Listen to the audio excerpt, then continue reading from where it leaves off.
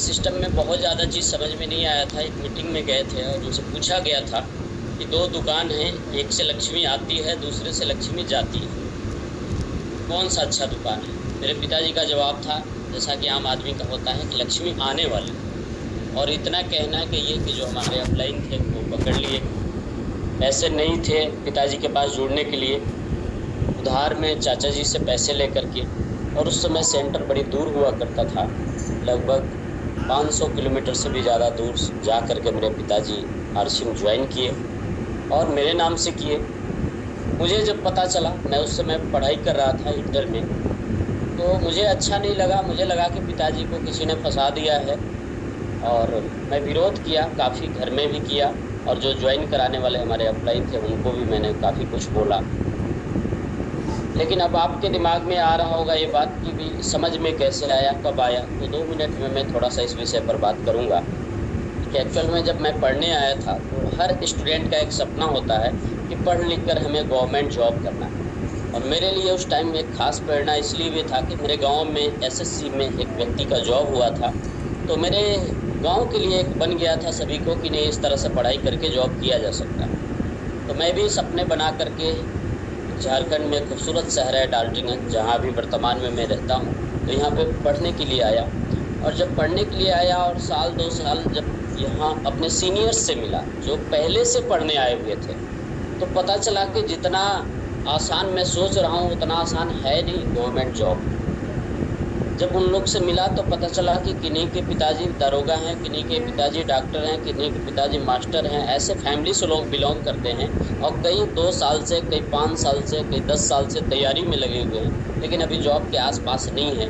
तो ऐसा देखकर मुझे लगा कि जब ये लोग का नहीं है, जिनके पास सोर्स है, पैरवी है, पैसे हैं, टैलेंट हैं, तो मेरे पास ना तो उतनी टैलेंट है, ना पैरवी है, ना पैसा है, और सबसे बड़ा मेरे पास समय नहीं है। क्योंकि मेरे पिताजी और माँ घर पे वो देखते थे कि अपेक्षा लगा बैठे थे कि बेटा को पढ़ा रहे हैं बाहर में, तो नौकरी करके हम लोग का दुख दूर करेगा। क्योंकि बेसिकली किसान की क्या हैसियत होती है आप सभी को मालूम है। और इस दौरान जो है मैं टेंशन में रहता था, डिप्रेशन में रहता था कि क्या होगा मेरे लाइफ का। बहुत तरह के लोग सलाह दिया करते थे, कोई कहता आईटीआई कर लो, कोई कहता कुछ सीख लो, कोई कहता है सहारा कर लो, कोई कहता है एलआईसी कर लो। इस तरह के मेरे को राय सलाह दिया जाता था। और मैं उसी दौरान गांव पे अपना पहुंचता हूँ, मेरे अपलाइन मेरे से एक सवाल करते हैं कि बताओ अभिमन्यु, पढ़ लिख कर क्या करोगे। राइट टाइम पे राइट सवाल उन्होंने पूछा, मेरे से जवाब नहीं निकला। ये आरसीएम का जो खूबसूरत प्लान होता है उन्होंने मुझे फिर से दिखाया। और उस प्लान में मुझे 2 चीज़ें समझ में आई।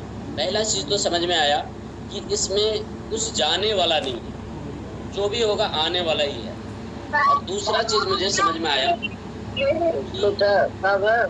सर म्यूट कर लेंगे सर। दूसरा चीज़ मुझे समझ में आया, 2-3 इनकम वो बताए थे।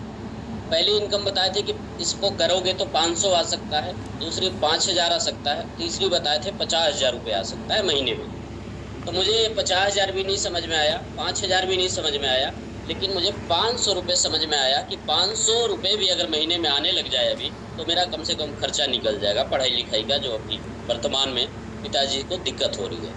और इसलिए मैंने हामी भर दिया कि चलिए ठीक है, करते हैं शुरुआत। मैं पहली बार आदरणीय राकेश शर्मा सर के सेमिनार में गया और वहाँ पे जाने के बाद समझिए कि हमारे अंदर आरसीएम आ गया, मेरे अंदर आरसीएम आ गया। और उस दिन के बाद से मैं पीछे मुड़ के नहीं देखा। मैं 2 साल पार्ट टाइम में किया, ये पार्ट 1 में उस टाइम था। और उस दौरान मैं आपको बताऊं कि आज बहुत सारे साथी प्लान सीखने में बड़े टाइम लगा देते हैं, लेकिन मुझे याद है कि सेमिनार से निकला और 2-3 घंटे ट्रेन में लगता है हमारे घर जाने में, और मैं उस 2-3 घंटे के ट्रेन में ही प्लान को सीख लिया। और उसके बाद से मैं कभी अपलाइन को प्लान के लिए नहीं बुलाया, मैं प्लान दिखाने लग गया।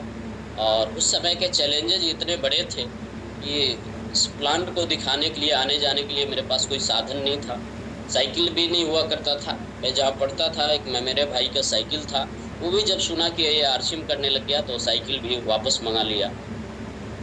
पैसे का बड़ा चैलेंज होता है कि जब स्टूडेंट लाइफ में आप समझते हैं, जो स्टूडेंट होंगे, कि पैसा मिलेगा कहाँ से, जो गार्जियन देंगे या फिर आप ट्यूशन वगैरह पढ़ा करके कहीं से आप अरेंज करेंगे। तो मिले पाए। तो मेरे पास गार्जियन के पास भी पैसे नहीं होते थे, तो आरसीएम करने में भी जो छोटे मोटे खर्चे होते हैं बहुत पहाड़ जैसा लगता था। टिकट मीटिंग में चाहिए, कहीं जाना है, कहीं आना है, कई तरह के प्रोडक्ट परचेज करने, ये सब चैलेंजेस, बहुत बड़ा चैलेंजेस था। इसके बाद उम्र कम था मेरा, दिखने में हम छोटे से ऐसे भी लगते हैं, लेकिन उस समय और कम लगते थे। तो समझाने कई जगह जाते थे तो लोग ही मुझे समझा करके भेज देते थे। मेरे साथ अक्सर ऐसा हुआ करता था। ये बहुत बड़ा मेरे लिए उस टाइम चैलेंज था। और सबसे बड़ा चैलेंज था उस समय कि हमारे पास कोई उदाहरण नहीं था, कोई अपलाइन जो है उस तरह के सफल यहाँ पे नहीं थे, इस तरह की मीटिंग नहीं थी, बहुत सारी चीज़ें चैलेंजेस था। लेकिन उन चैलेंजेस का समाधान क्या हुआ, मैं उस समय समाधान निकालता था कि महीने में एक सेमिनार होती थी, उस सेमिनार में चला जाता था और वहाँ जाके फुल चार्ज हो जाता था। महीने भर काम करने की एनर्जी मिल जाती थी।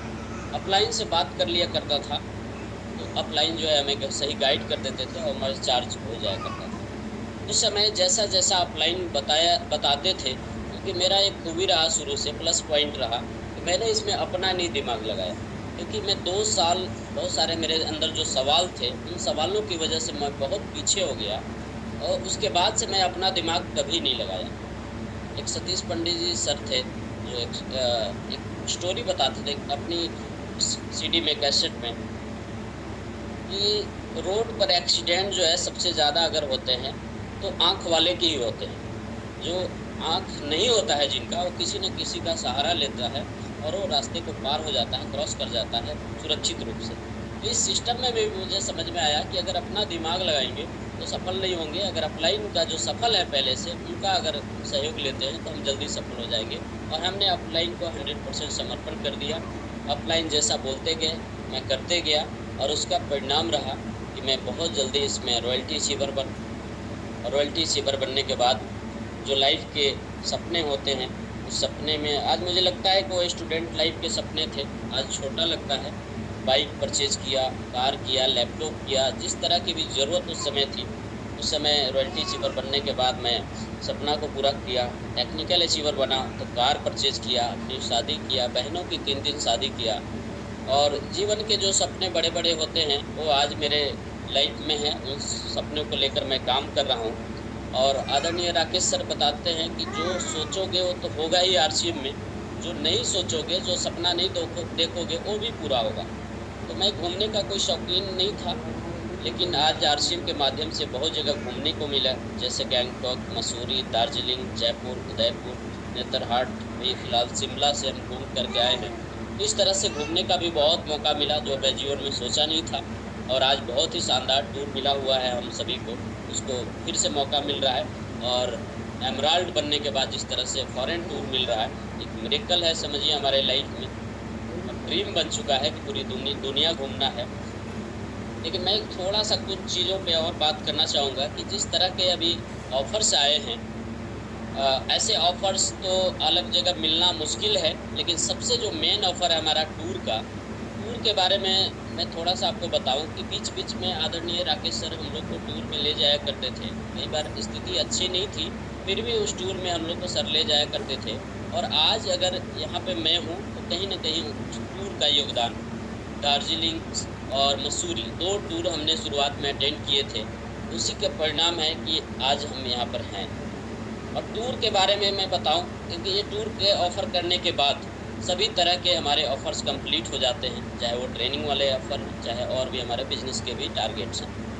तो टूर के बारे में मैं बताऊं कि स्वर्ग जैसा अगर अनुभूति लेना है जीते जी, तो इस तरह के आप टूर में जाएंगे तो आपको पता चलेगा। वहाँ पे केवल घूमने का ही नहीं मौका मिलता है, बल्कि एक आरसीएम के लिए आपका दिमाग जो है सॉफ्टवेयर तैयार हो जाता है। आपको बिना चीर फाड़ के ऐसा ऑपरेशन कर दिया जाता है कि आप आरसीएम के एलिजिबल हो जाते हैं, अपलाइन की नज़र में आ जाते हैं और आपके प्रति पूरा सिस्टम का फोकस हो जाता है। तो टूर अकेले समाधान है सभी समस्याओं का, और इसमें जो 50,000 पीवी करना है सबसे आकर्षक है। बहुत सारे साथी कर रहे हैं, बहुत आसान भी है। मुझे याद है कि जब सर इस तरह का टूर जब अरेंज नहीं करते थे तो कंपनी की तरफ से मैं टूर में गया था, जहाँ पे 25,000 पे भी लगातार 1 साल किया था, तब जाके गैंगटॉक का टूर मिला था। लेकिन हम लोग भाग्यशाली हैं कि मात्र 50,000 पीवी करके और हम उस टूर में जा सकते हैं। और 50,000 पीवी करने का आदरणीय राकेश सर इतना आसान तरीका बताते हैं कि 50 घरों में 50 घरों में 2,000 पान अगर पहुंचा दिया जाए तो 50,000 का पीवी का टूर अपना कंप्लीट हो जाता है। तो हम सभी साथियों को इस पे बहुत अच्छे से वर्क करना चाहिए, मेहनत करना चाहिए। और ऐसे तो बातें बहुत ही है, कौन सा बात कहूँ नहीं कहूँ, वो निकलता नहीं है। लेकिन आज मुझे टारगेट के बारे में थोड़ा सा आपको बता दूं। इस महीने मैं अपने टीम से दोनों ग्रुपों से लगभग 10 साथियों का टेक्निकल अचीवर बनाने का टारगेट है। लगभग 15 से 20 साथी रॉयल्टी अचीवर हमारे आने वाले हैं और मैं खुद एमराल्ड के लेवल पे आपको मिलने वाला हूँ। तो बहुत बहुत धन्यवाद sir, H L. Maurya sir, welcome once again sir. धन्यवाद, थैंक यू। समय मिला, बहुत बहुत धन्यवाद सर।